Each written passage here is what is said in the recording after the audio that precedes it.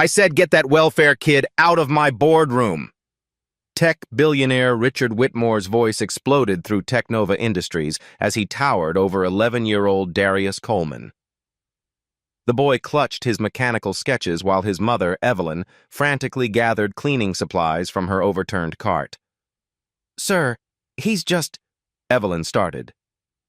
"Just what? Teaching him to be a thief like his daddy probably was?" Whitmore's eyes blazed as he spotted the child's precise drawings.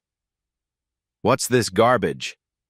"The safe sounds broken," Darius whispered, pointing toward the bulletproof chamber where a mysterious vault had stumped MIT engineers for 3 months. Whitmore's laughter turned savage. $500 million if you can open this safe, genius." His voice dripped with venom. "Oh, wait. Your kind probably can't even count that high." The child's steady gaze never wavered from the man who would soon regret every word. Have you ever watched someone's cruelty become their own destruction?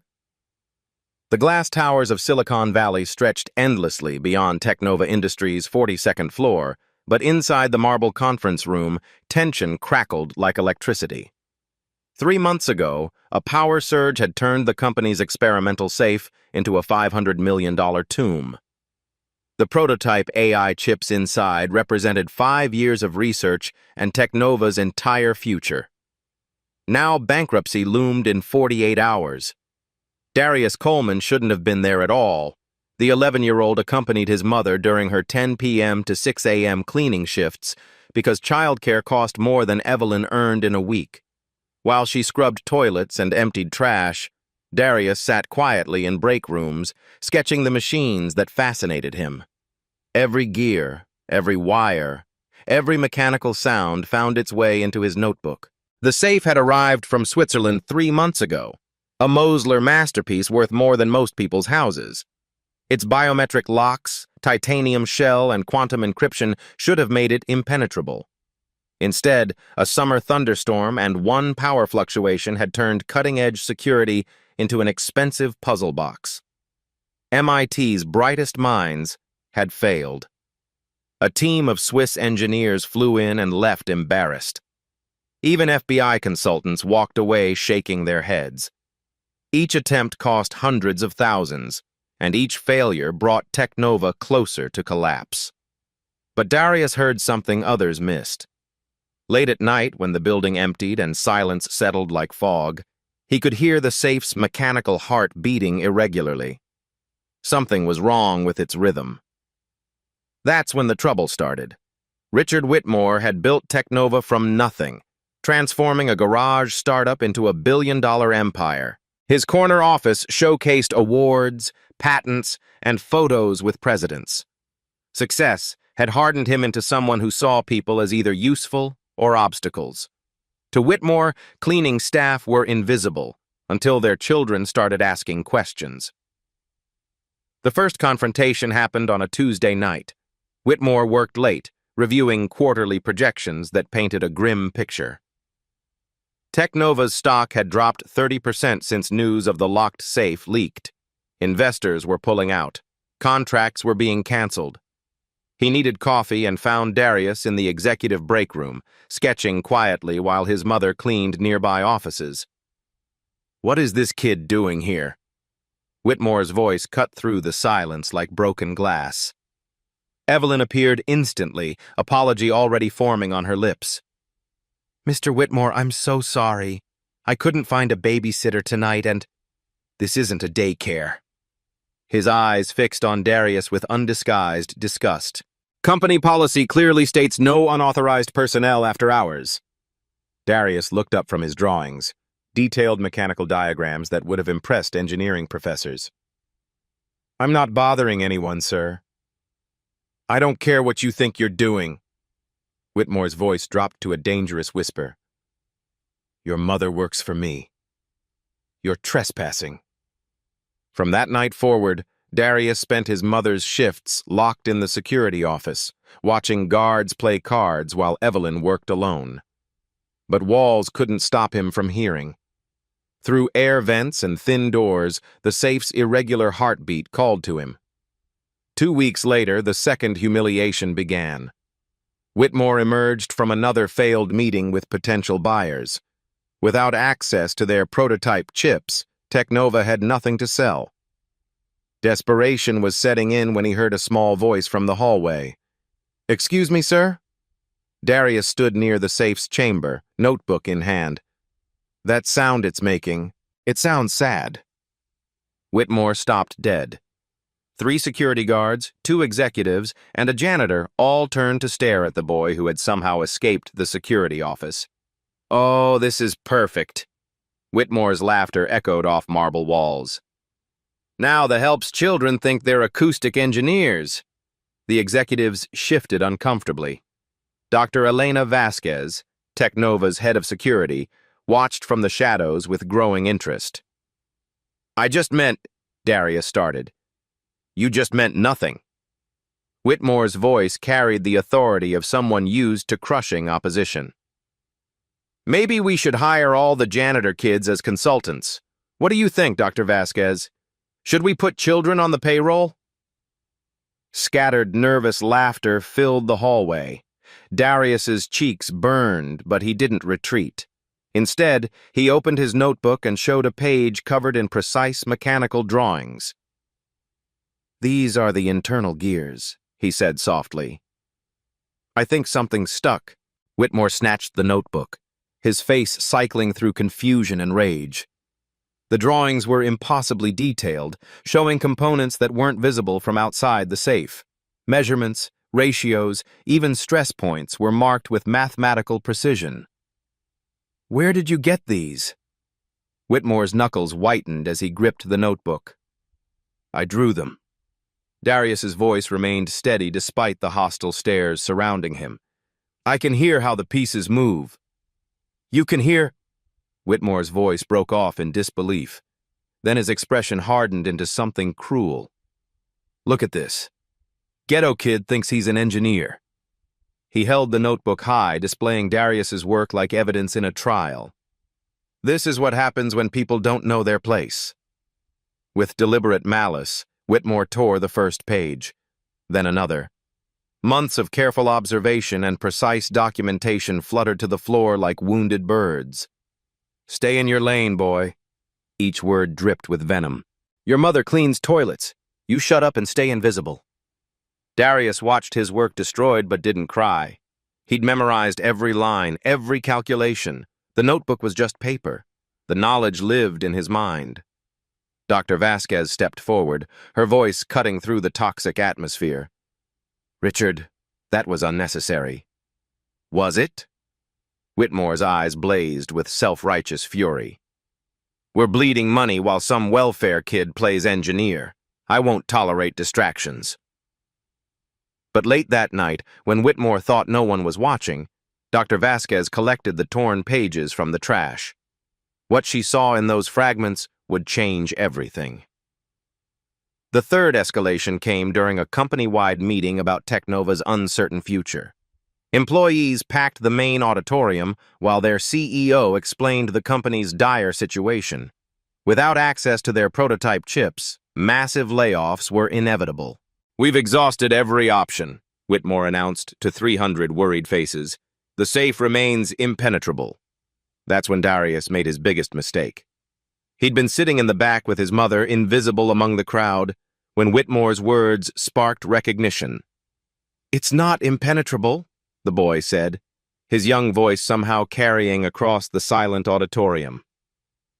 "It just reverted to 1965 operation mode." Every head turned. 300 pairs of eyes focused on an 11-year-old boy who had just contradicted their billionaire CEO in public. The silence stretched like a held breath before Whitmore's laughter shattered it. "Did everyone hear that?" His voice boomed through speakers that carried his words to every corner of the room. "Our child genius has solved what MIT couldn't." More laughter rippled through the crowd, nervous, uncertain, but growing louder as Whitmore's mockery gave them permission to join. "Please enlighten us," Whitmore continued, his tone dripping with theatrical sarcasm. "How exactly does a safe revert to anything?" Darius stood slowly, his mother's hand trying to pull him back down.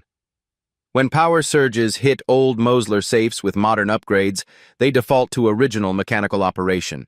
The digital overlay masks the sounds, but underneath, a child is embarrassing himself. Whitmore's voice cut through the explanation like a sword. And embarrassing his mother, who clearly hasn't taught him when to speak and when to stay silent. The words hit Evelyn like physical blows. Around her, co-workers avoided eye contact while their livelihoods hung in the balance.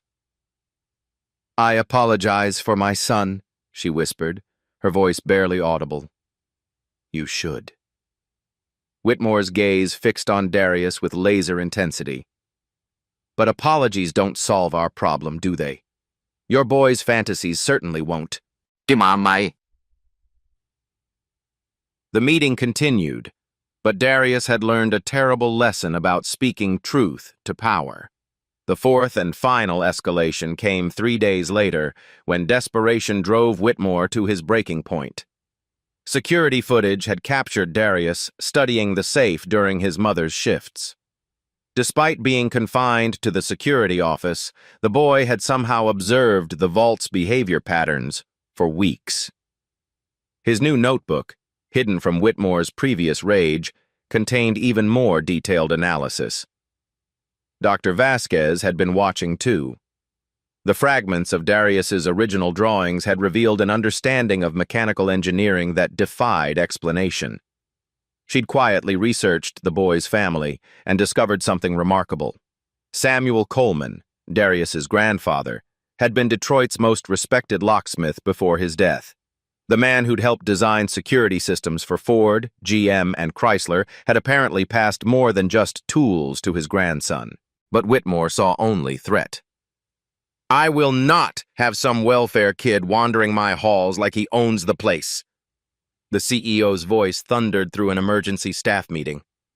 "This ends tonight." Evelyn stood before the executive table like a defendant awaiting verdict. Behind her, Darius waited in the hallway, his fate being decided by men in expensive suits. "Your son has become a distraction we cannot afford," Whitmore continued, his words carefully chosen for maximum damage. "Employees are starting to listen to a child instead of their leadership." "He's just curious about machines," Evelyn pleaded.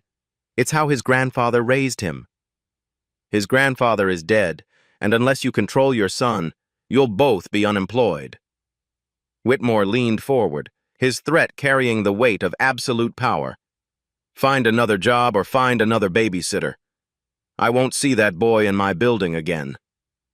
The ultimatum hung in the air like poison gas. Evelyn's choices had narrowed to impossible: abandon her son or lose the income that kept them housed and fed. That's when fate intervened in the form of Technova's final board meeting. Investors had demanded explanations. Stock prices were cratering.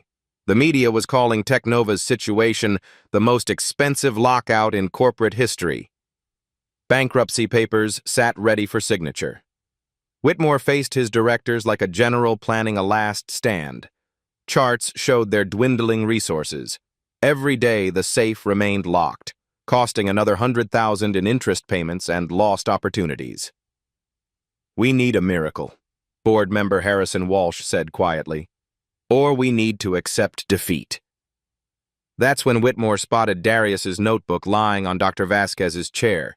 The security chief had been studying the boy's latest observations.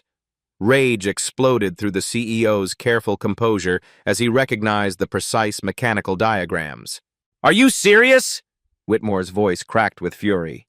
"That ghetto kid is still playing engineer while we're facing bankruptcy?" He snatched the notebook, his hands shaking with rage and desperation.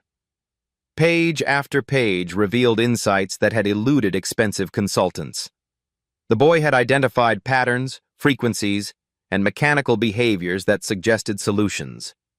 In that moment, Richard Whitmore's sanity snapped. "You know what?" He held the notebook high like a weapon.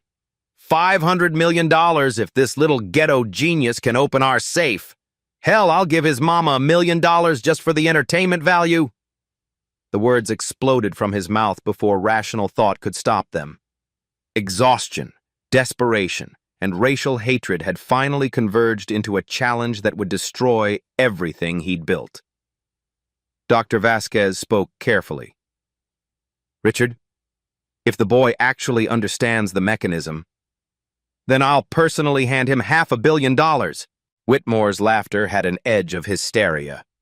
"Better yet, I'll make him CEO. How's that for your diversity initiatives?" The executives exchanged worried glances. Their leader was clearly unraveling, but no one dared challenge him directly. In the hallway outside, Darius pressed his small hand against the safe's cold surface and listened to its mechanical heartbeat. His grandfather's voice whispered from memory, teaching patience and precision. The boy had no idea that his billionaire tormentor had just signed his own destruction warrant. But what this 11-year-old learned from his grandfather would make Whitmore's sarcastic offer the most expensive joke in Silicon Valley history. In Detroit's Rust Belt heart, Samuel Coleman's basement workshop was a cathedral of precision. Vintage tools lined pegboard walls like surgical instruments. The air smelled of machine oil and metal shavings, punctuated by tick-tick-tick of grandfather clocks he repaired for wealthy clients who never knew his name. Samuel was Detroit's ghost genius, the black locksmith secretly consulted when automotive giants hit walls. Ford called at midnight for executive safe malfunctions. GM summoned him through service entrances when Swiss consultants failed. He arrived quietly, solved problems, and left without credit. His gift was supernatural, diagnosing any mechanism by sound alone. "Every machine has a heartbeat," he told 5-year-old Darius during their first lesson. "Close your eyes and listen." The boy sat cross-legged on concrete floors, surrounded by disassembled clocks and vintage safes. His grandfather's workshop was a mechanical museum where history lived in springs and precision-cut steel. "What do you hear, grandson?" "The big clock sounds tired. The little one sounds hungry." Samuel's weathered hands stilled. In 60 years of listening to machines, no one had described their sounds so accurately. The grandfather clock needed mainspring replacement. The mantle clock required lubrication. The gift had passed to another generation. Summer afternoons became mechanical poetry lessons. Samuel taught that wealthy people built complicated locks when frightened, but always left themselves simple escape routes. "Rich folks think complexity equals security," Samuel explained, showing Darius a 1960s Mosler safe. "But they're human. They forget combinations, panic during emergencies, so they build back doors." "Why keep back doors a secret?" "Because then they wouldn't be secrets." Samuel's fingers traced intricate mechanisms. Every lock tells a story about its owner, their fears, habits, blind spots. He opened safe after safe using techniques that seemed like magic. But Darius learned the science. Metal expansion from temperature, humidity effects on mechanisms, why certain combinations felt right to human psychology. "Your ears are better than mine," Samuel admitted when 8-year-old Darius diagnosed a timing issue he'd missed. "But ears without wisdom are just noise. Remember, listen first, think second, act third. But when you act, be certain." The motto became Darius's compass through a world that consistently underestimated him. At 9, Darius fixed the community center's heating during a December blizzard. Adult repair teams had failed for 3 days while families shivered in shelters. The boy listened to furnace rhythms, identified a valve obstruction, and restored warmth to 300 neighbors. "Lucky guess," people said. At 10, he repaired the school principal's vintage Mustang that mechanics had declared hopeless. Darius heard irregular engine breathing, traced compression issues to hairline cylinder cracks, and suggested repairs that saved Mrs. Patterson $4,000. "Someone must have helped him," they whispered. Samuel watched his grandson's gifts dismissed repeatedly. Society's blindness to black excellence was predictable as sunrise, but he prepared Darius for battles ahead. "Someday, grandson, Someone will desperately need what you know. When that day comes, be ready. Not for their approval, for your purpose. Samuel's final lesson came during his last summer. Pancreatic cancer was stealing him piece by piece, but his mind remained sharp as surgical steel. "The old safes are disappearing," he told Darius, pointing toward vintage mechanisms. "Companies think digital security is better, but metal remembers. Springs remember. When electronics fail, old knowledge becomes precious." He made Darius memorize every detail about 1960s Moslers, internal architecture, psychological patterns of original owners, Depression-era mindset influencing their design. "Rich men from that time feared losing everything again," Samuel explained. "They built escape hatches using personal numbers, founding dates, anniversaries, children's birthdays. Fear made them sentimental." 3 months later, Samuel passed peacefully in his workshop chair, surrounded by machines he'd spent a lifetime understanding. Darius inherited more than tools. He carried forward philosophy transcending mechanical knowledge. Every problem had solutions if you listened carefully. Every lock had keys if you understood the lockmaker's heart. Now, working night shifts beside his mother in Silicon Valley's gleaming towers, Darius felt his grandfather's presence. The experimental safe's irregular heartbeat called to him through marble walls and bulletproof glass. Samuel's voice whispered from memory about patience, precision, and the moment when preparation meets opportunity. The boy clutched his worn notebook, filled with observations that had earned him mockery and threats, and remembered his grandfather's final words. "When they need you most, they'll fight you hardest, but truth has its own timing. Your moment will come." In Technova's conference room, where a billionaire's hatred had just created an impossible challenge, that moment was approaching faster than anyone imagined.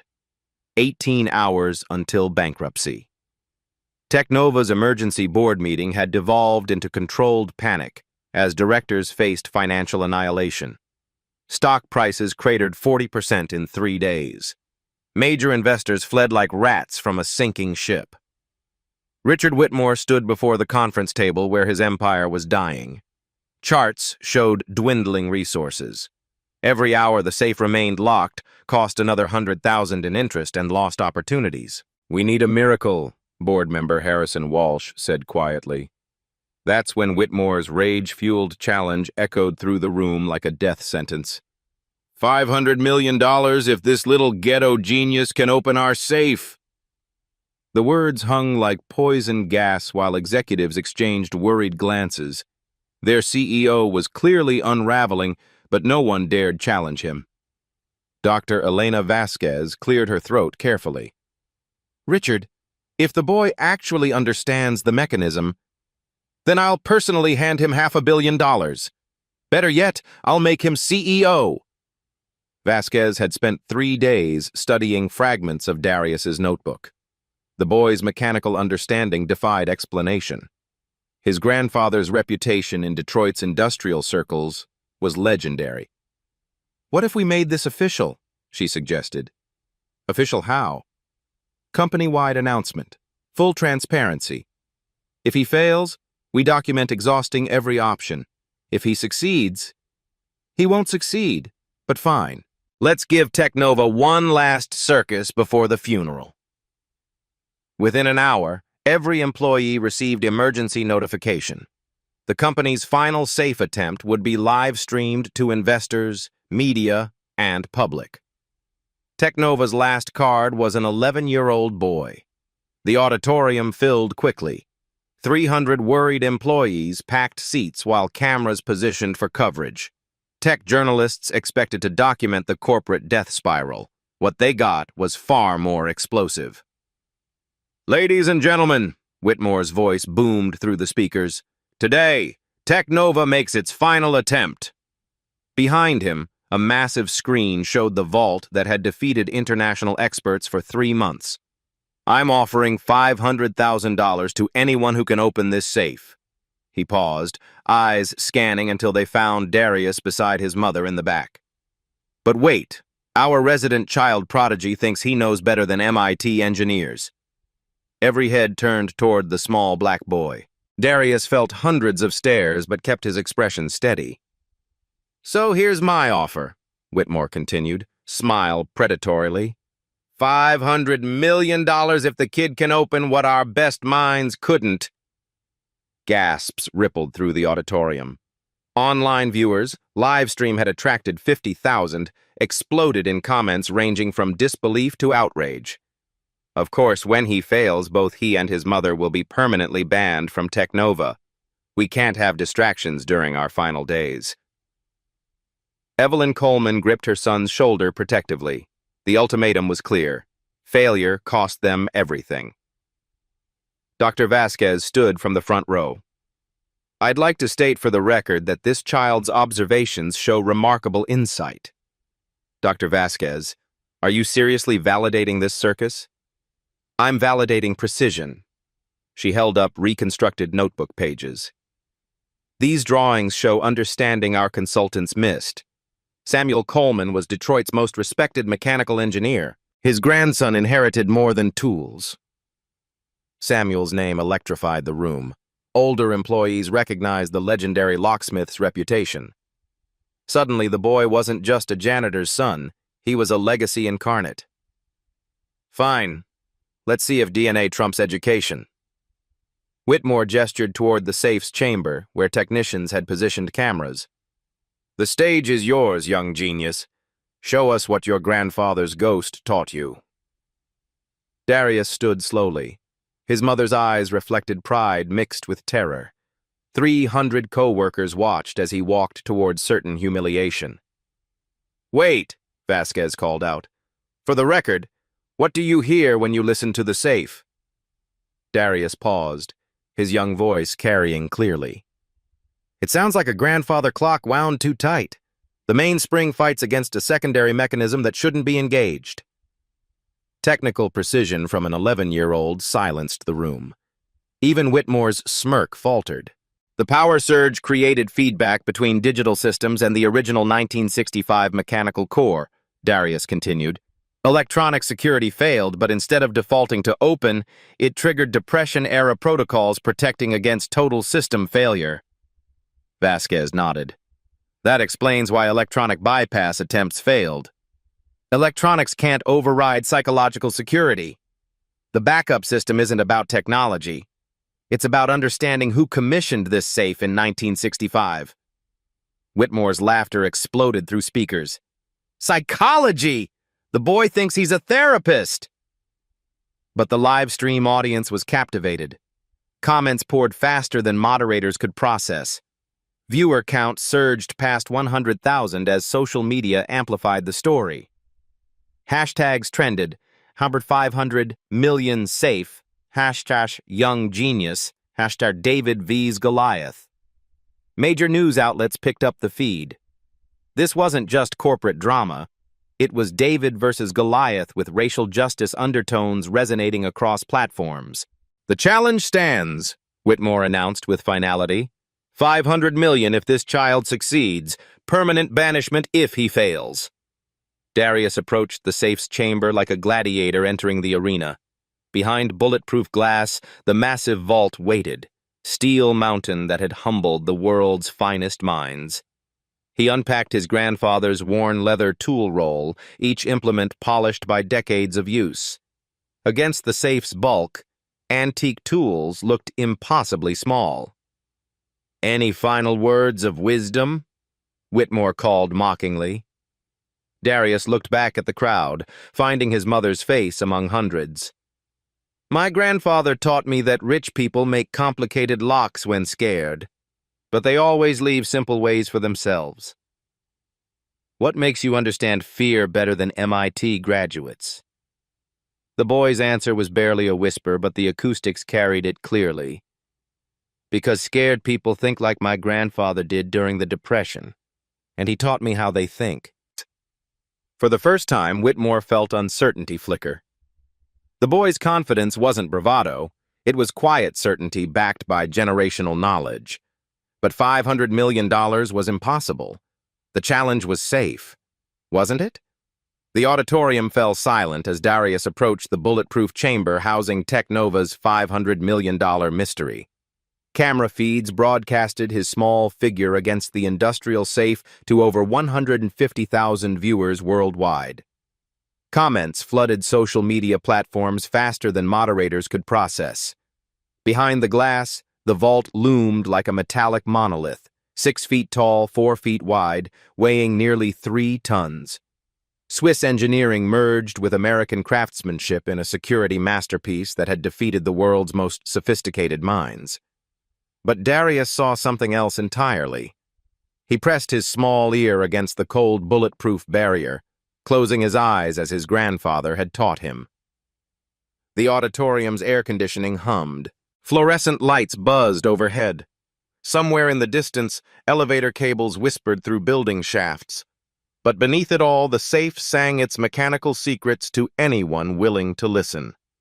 First revelation: the auditory miracle.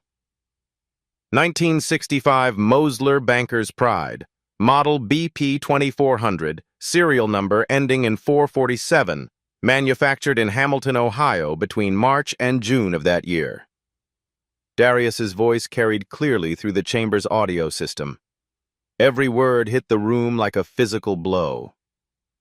Dr. Vasquez pulled up Technova's acquisition records on her tablet, her fingers flying across the screen. The safe's documentation appeared, specifications that had required weeks of research when the company first purchased the vault. Serial number, BP 2400-447. Manufacture date, May 1965, Hamilton, Ohio. Model, Banker's Pride. Perfect accuracy from sound alone. "That's impossible," whispered Harrison Walsh from the board seat. "Those records weren't public." How could he? "The gear ratios," Darius continued, his small hands tracing invisible patterns against the glass. "Mosler used a specific 4.7 to 1 reduction in their 1965 luxury models. I can hear the harmonic frequencies when internal mechanisms engage. It's like a fingerprint." Whitmore's laughter had an edge of hysteria. "Lucky guess. Anyone could have researched those specifications." But Dr. Vasquez was already pulling additional documentation, manufacturing details that weren't in public records, technical specifications that required security clearance to access, details that an 11-year-old janitor's son shouldn't have known. Everything Darius said was checked out. "The original owner was someone who survived the 1929 crash," the boy added, his ear still pressed against the barrier. "I can hear it in the backup mechanism's design philosophy. This isn't just about keeping people out. It's about keeping wealth safe during total system collapse." The livestream audience exploded. Viewer count surged past 200,000 as major news networks began broadcasting the feed. #GeniusChild and Howush 500 million safe dominated trending topics across social platforms. In the auditorium, 300 employees sat in stunned silence as an 11-year-old demonstrated knowledge that had eluded international experts.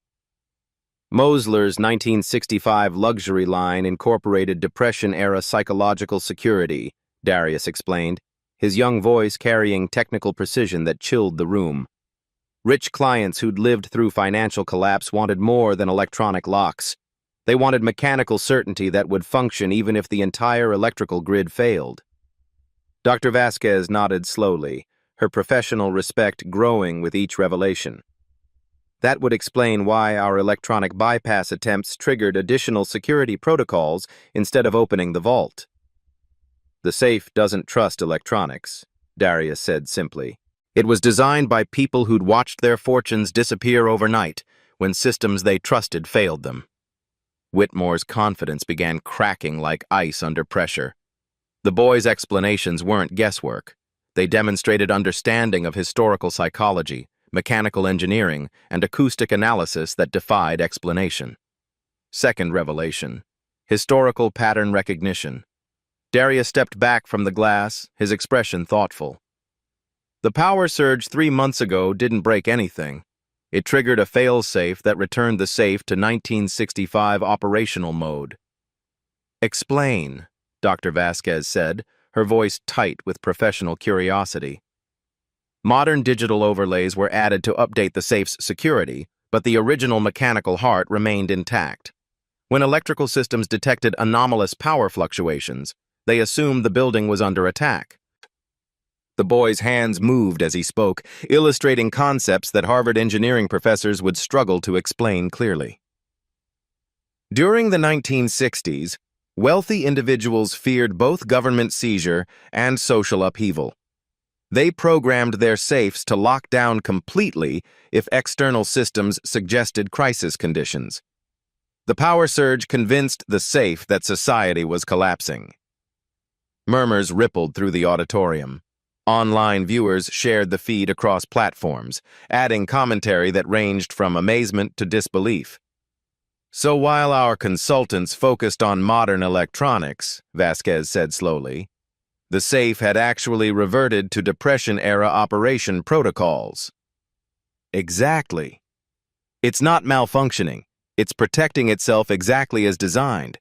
The original owner programmed psychological fail-safes based on trauma from 1929. They built this safe to survive another Great Depression. Whitmore's face had gone pale beneath his artificial tan. That's speculation. You can't possibly know the original owner's psychological state." "I can hear it in the mechanism's response patterns," Darius replied calmly. "Fear leaves mechanical fingerprints. Cautious people wind springs tighter. Traumatized people build redundant systems. Wealthy people who'd lost everything once designed escape routes. Only they understand." The explanation hit me like a revelation. Every failed attempt to open the safe had approached it as a modern security device. But this 11-year-old understood it as a historical artifact built by psychological survivors of economic catastrophe. Third revelation: the master touch. "The final sequence requires 3 simultaneous conditions," Darius announced, his voice carrying new authority. "Mechanical manipulation, psychological understanding, and perfect timing based on internal temperature cycles." He knelt beside his grandfather's tool roll, selecting instruments worn smooth by generations of use. Against the safe's industrial bulk, the antique tools looked impossibly delicate. Modern consultants applied force and technology, but this safe responds to finesse and patience.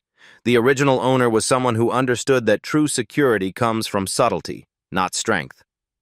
"What kind of timing?" Dr. Vasquez asked, now completely invested in the boy's methodology. "Metal expands and contracts with temperature variations. The safe's internal mechanisms operate on tolerances measured in thousandths of inches. At specific temperature points, clearances align to allow proper sequential operation." Darius checked a small thermometer from his grandfather's kit, an instrument that looked older than the building they stood in.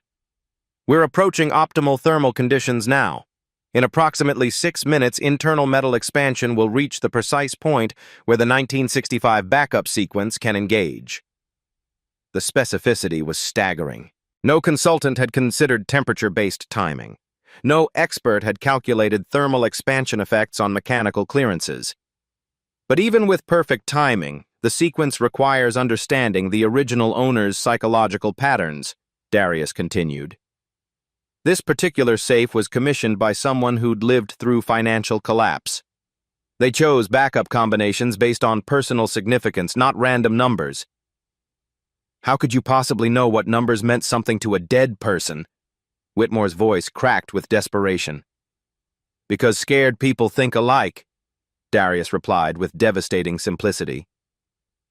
"My grandfather taught me that wealthy survivors of the Depression used similar psychological patterns, important dates that gave them hope during dark times, usually company founding dates, children's birth dates, or anniversary dates, numbers that reminded them why they were fighting to rebuild."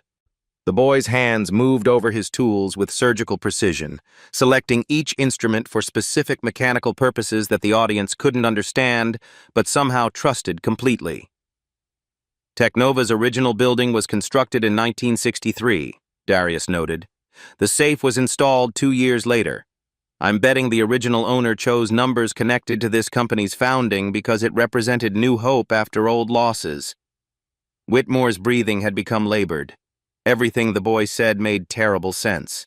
The safe wasn't just a security device. It was a psychological artifact from an era when wealthy people had learned not to trust anything except their own carefully hidden secrets.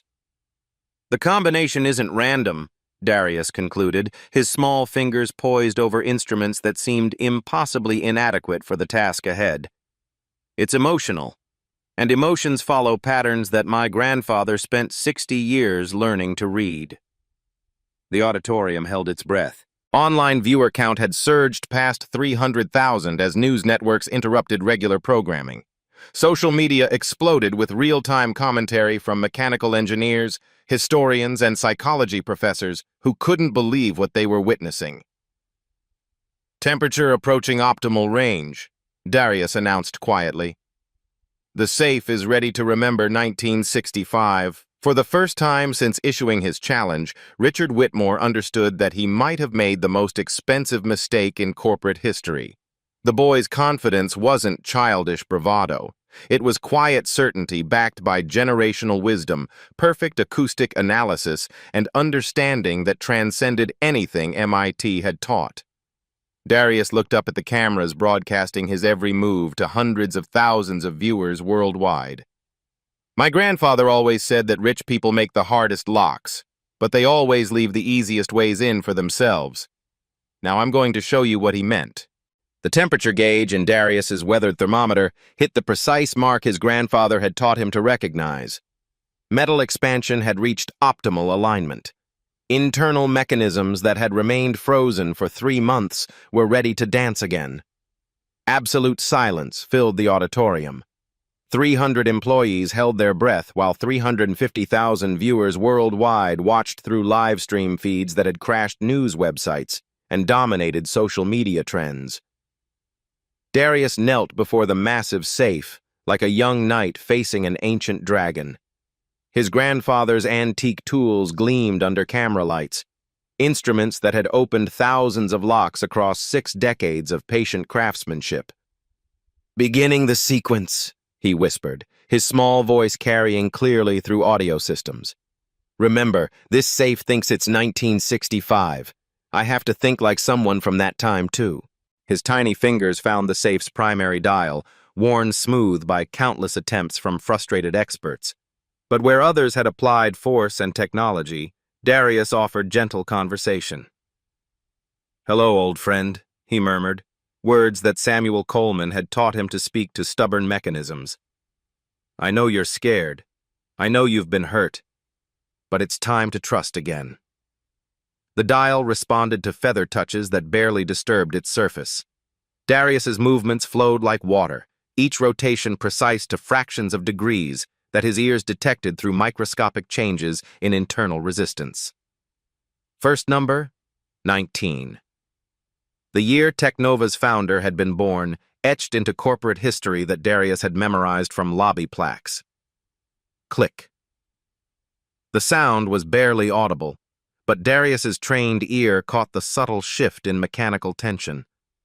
One tumbler had fallen into place after 3 months of stubborn resistance. Dr. Vasquez leaned forward, her professional fascination overriding workplace protocol. "How did you know that number?" "Scared rich people choose numbers that remind them why they're fighting," Darius replied without breaking concentration. Mr. Harrison founded Technova to prove his father wrong. His birth year represented the beginning of his determination. Second number, 63. The year Technova's first building had been constructed, representing hope rebuilt from ashes. Click. Another tumbler surrendered to patient precision. The safe's mechanical heartbeat changed rhythm, ancient springs relaxing as they recognized the psychological keys Samuel Coleman had taught his grandson to find. Whitmore's hands shook as sweat stained his $5,000 suit.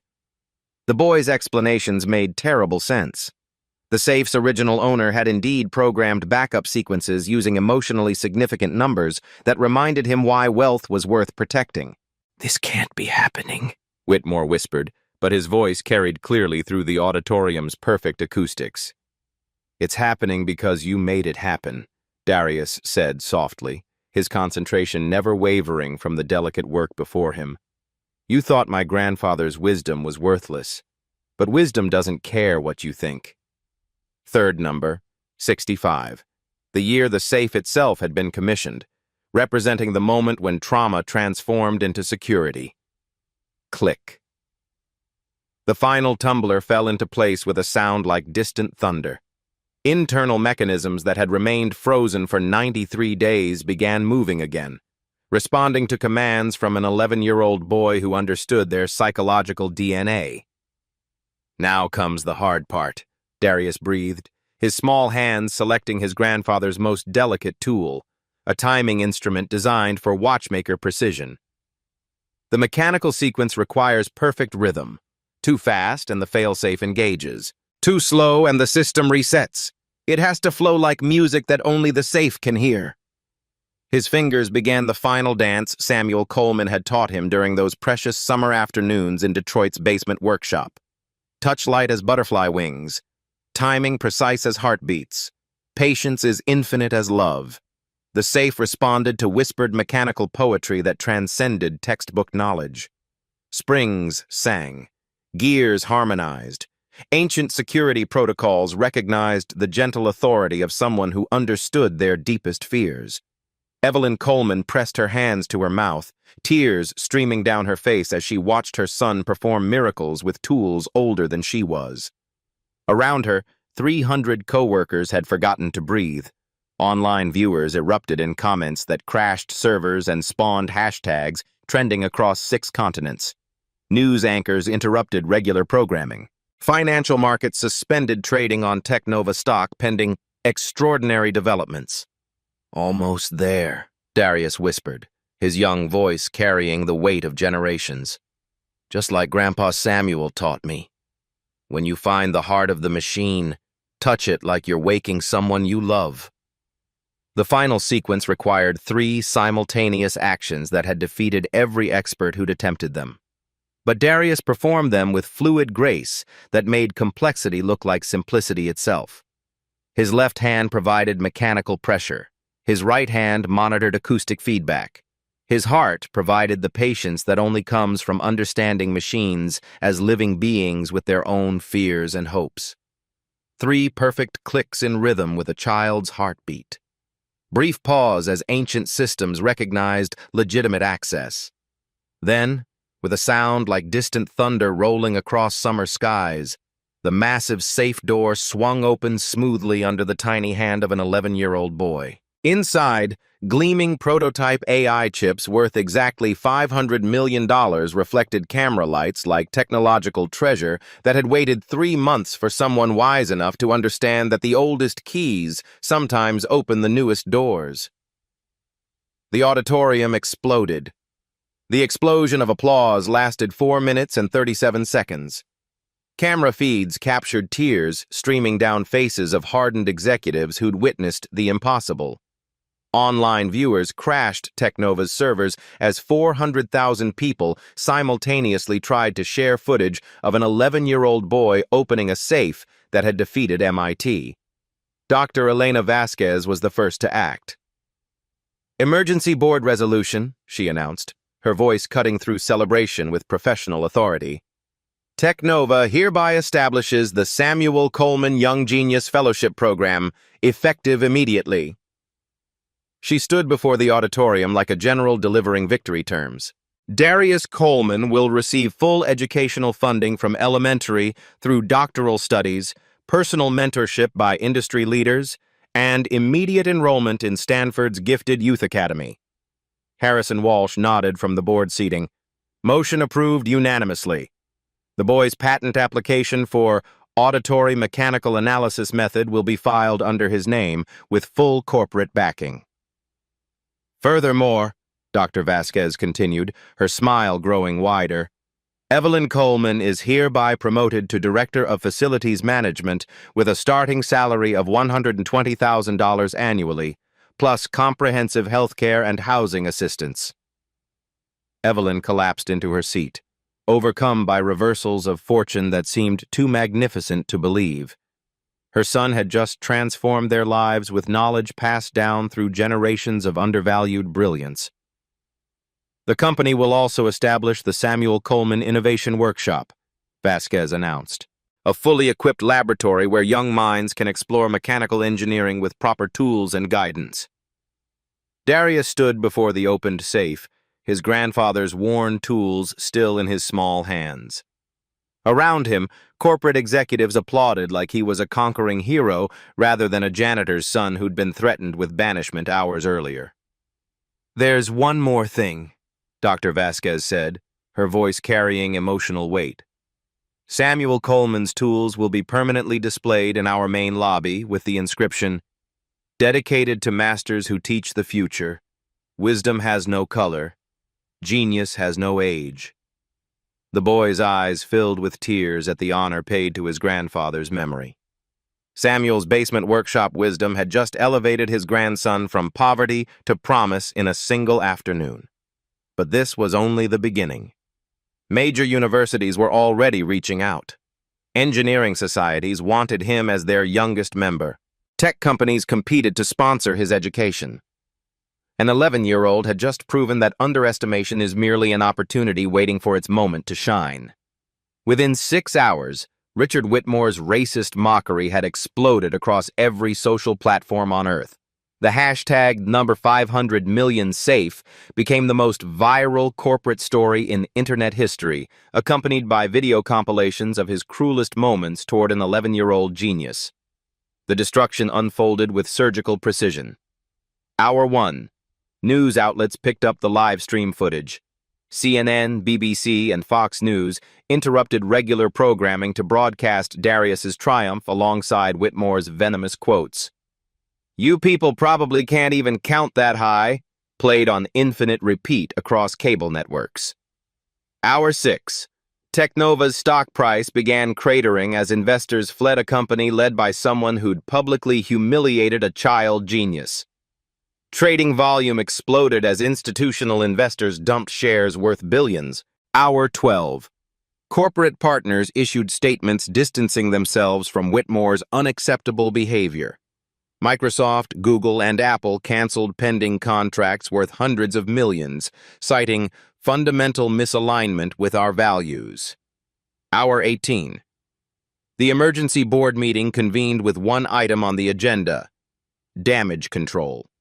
Harrison Walsh read prepared statements from major shareholders demanding immediate action. "Richard," Walsh said, his voice carrying finality, "the board has lost confidence in your leadership.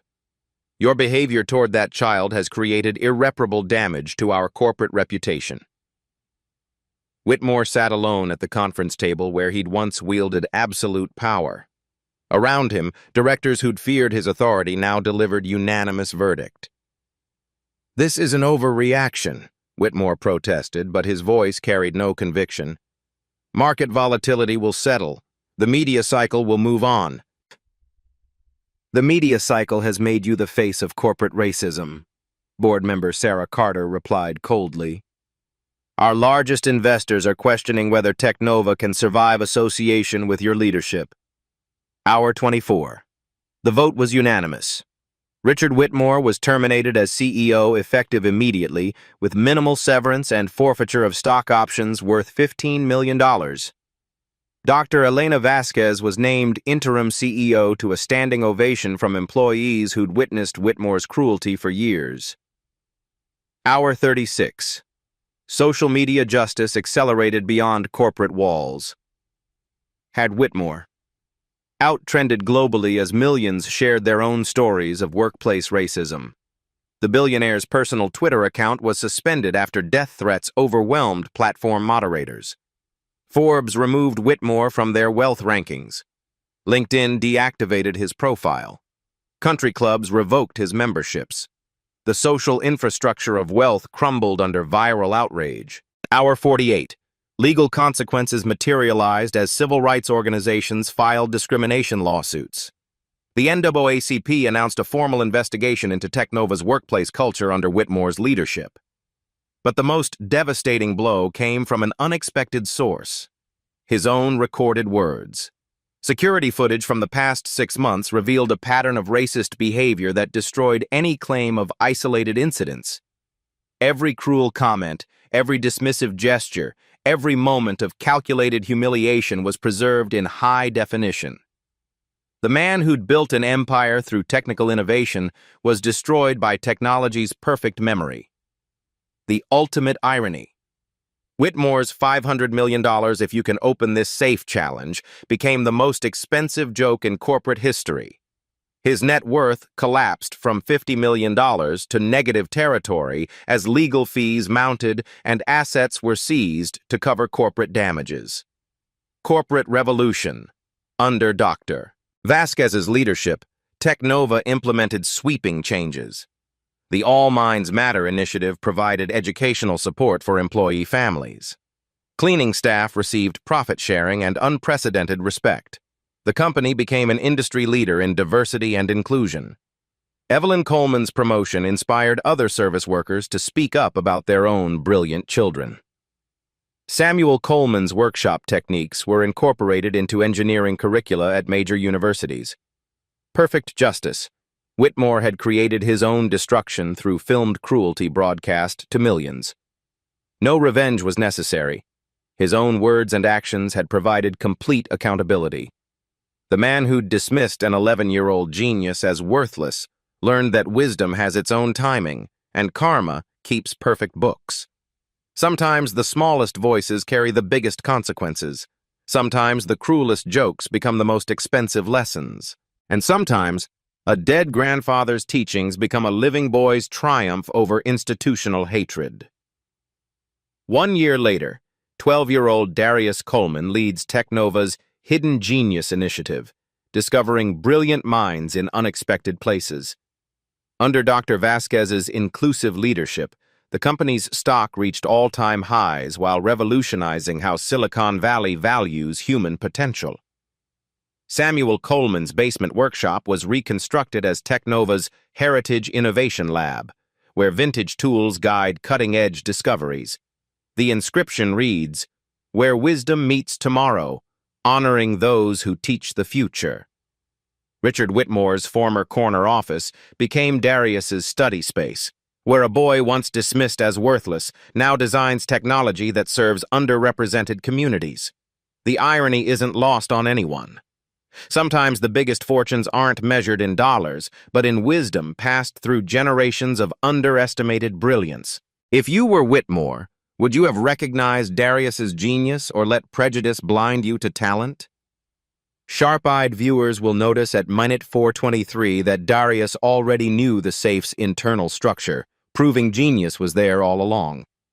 Subscribe if you believe that underestimation is just an opportunity waiting for its perfect moment to shine. Share this story with someone who needs to remember their worth isn't defined by others' limitations.